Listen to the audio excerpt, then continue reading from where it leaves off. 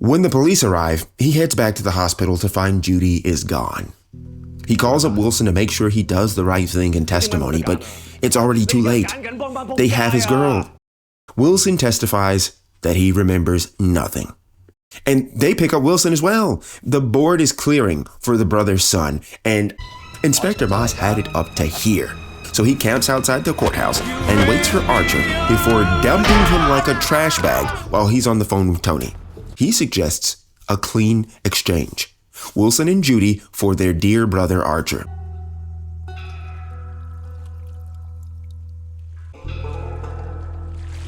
Once they are clear, Tony fires at Wilson and Judy, injuring Wilson as they disappear, so Ma blows Archer's ear off before killing one of Tony's henchmen. So they start airing that bitch out. He manages to clip the sniper who falls through the roof onto his head. Jesus Christ. I mean, God bless stunt doubles, because I'm not sure how that was safe, at all. Anyway, the sniper stands up, gets turned into Swiss cheese, and Mom bails out of the back of the storage house, and this turns into Ashton Hall vs. I Show Speed Part 5. It's a foot race, baby. Inspector Ma escapes into a field of chest-high grass after narrowly missing a shotgun blast. And after escaping with the mother of his future child, Wilson lets her out and opts to go back for Inspector Ma, who will definitely die without some help. He's still outgunned and outmanned, outnumbered and outplanned. Archer makes the insane but ultimately right move to seek higher ground. And in comes Wilson like Inspector Ma's personal Alexander Hamilton. He rammed the log, and Inspector Ma is not throwing away his shot. Instead, he puts a hole in Archer's side. Tony is the only brother left. Tony calls for an ammo care package, but Inspector Ma aimbots and turns the reload into a skeet shoot. Wilson tries to join the fight, but Archer just won't die. So they start fighting. Kenji attempts to take the high ground, but there's only one Obi-Wan, my friend. Inspector Ma domes this idiot, and in retaliation, Tony comes in hot, hitting Wilson high on his shoulder and taking him out. Archer falls to the side, presumably to, finish bleeding out, and Tony and Inspector Ma play whack-a-mole until Tony runs out of ammo. And then it's a foot race back to the house where Tony has extra ammo stashed in a bag. But he's too late. Except the gold medal match in PvP Fade Running. He pushes Ma back until Ma catches him with some kind of dragon leg screw and passes his guard like non-existent butter into side control and starts raining down pride knees like he's prime Kevin Randleman, okay? Tony gives up an arm, so Ma takes it, transitioning to an armbar, but he escapes into mount. But Ma is a jujutsu player's wet dream. Preventing Tony from passing his guard and getting into mount, there's no way in.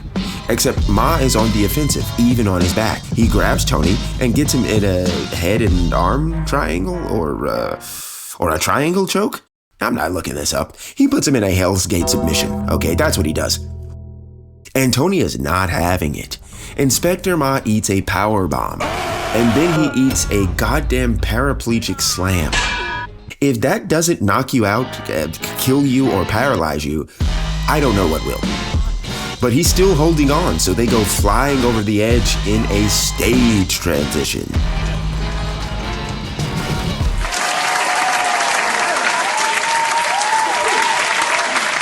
In a movie like The Matrix, which has a timelessly great fight scene between Neo and Smith in the subway, the choreography is clean, extremely well rehearsed and executed flawlessly. The fight between Morpheus and Smith in the bathroom as well. It has a stiff, musical cadence. You can count out and predict the length of their exchanges, even using Morpheus's voice. And there's absolutely nothing wrong with choreographing this way. But another clear benefit is that it can be cleanly rehearsed and memorized. but like an impromptu jam session between musicians who have never played together, or two pro wrestlers calling spots in the ring. This kind of fight scene only works when both parties know what they're doing, okay? I mean, it's no Jackie Chan and Benny the Jet Urquidez, but Donnie Yen and Colin Chow have great chemistry. Tony comes in hot, and they get into it, absolutely spamming Deontay Wilder-style haymakers at each other. And Tony's getting the better of Inspector Ma. Okay, he's spamming side kicks and blasting him with elbows, and listen, Ma is getting bullied. Inspector Ma tries some more wrestling, but Tony sprawls, keeping this fight on the feet for all the drunk, booing casuals in the audience. Ma eats a spinning elbow, and then he starts getting, lit up before eating a disgusting head kick. Ma isn't 2018 Giannis Antetokounmpo, okay? He actually has a bag. He switches up, giving Tony another look with some sick-ass judo.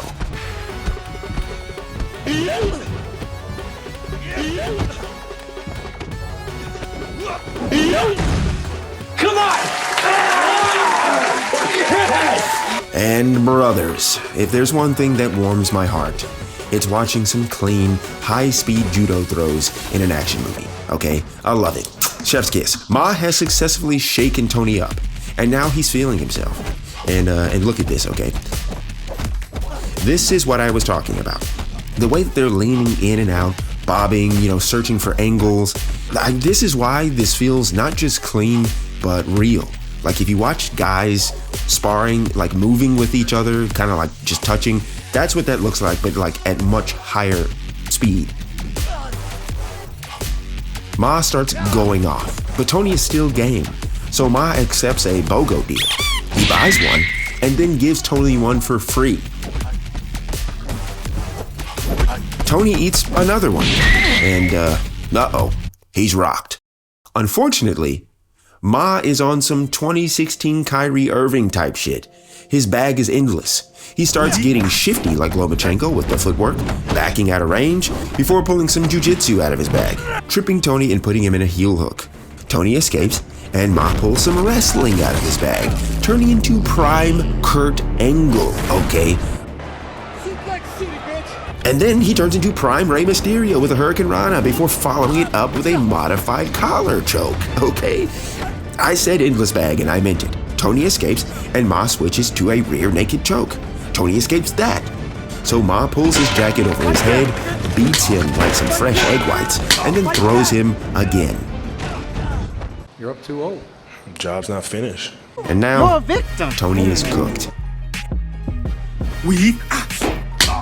He hits this man with 2 power hooks. Okay, got his jaw looking like Jake Paul's before serving him another sidekick.